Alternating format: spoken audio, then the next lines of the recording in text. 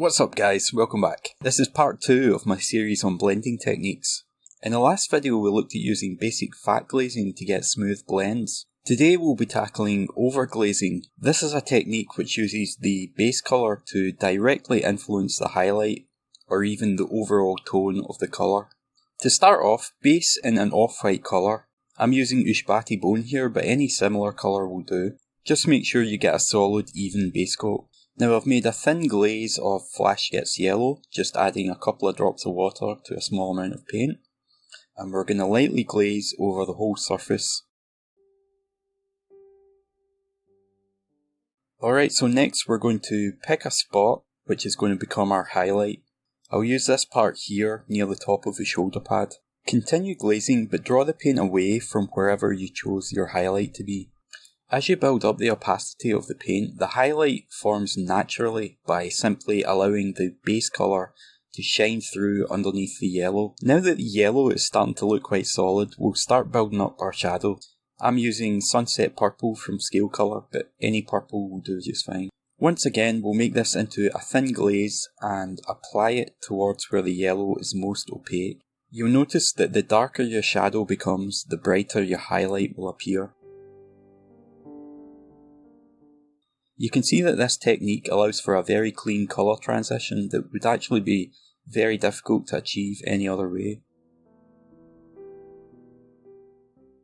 As I mentioned before, you can also use overglazing to change the overall tone of a colour. To illustrate that, I've loaded up my palette here with a dark navy blue, a saturated red, a dark green and some white. You're going to use the blue as your base colour. For the highlights, we'll take some white and add it to the blue. You can see I make a transition on the palette. This makes it easier to go back and forth if I need to fix any mistakes with the blend. Alright, so start to build up your highlight using the fat glazing technique discussed in the last video. If you don't know this technique, it's basically a glaze, but you use less water than you normally would. The way I do this is to have a little pool of water on the palette off to the side here, and I'll just put a little on my brush and then add it to the paint. What you're looking for is for the paint to be quite thin, but not so thin that you don't have any control over it. So continue to build your highlight all the way to white.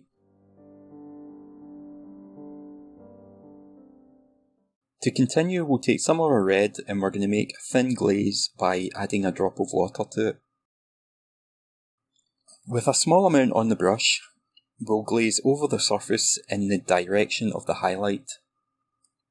As you apply the glaze, notice how it starts to change the tone of the blue into more of a rich purple colour. The more layers you build up, the more dramatic the effect is going to be. It's really up to you when you stop, just keep going until you like the look. Alright, so now we're going to glaze again, except this time we're going to use our green. Glaze this into the shadows. Be careful when you're doing this because you'll notice it gets very dark quite quickly. So it's quite easy to overdo it. To finish off, we're going to come back in with our white and reinforce the highlights.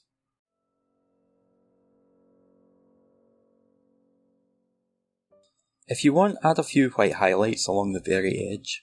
This is going to give you a more interesting look. So you can see that this technique gives quite an interesting finish. Obviously you're not limited to using just these colours. Feel free to experiment and see what you can come up with. In the next video we're going to be looking at feathering. This is a really useful technique, which I use quite a lot in combination with glazing. Alright guys, so don't forget to like and share the video. Subscribe if you haven't already, and I'll see you all next time. Thanks again. Bye for now.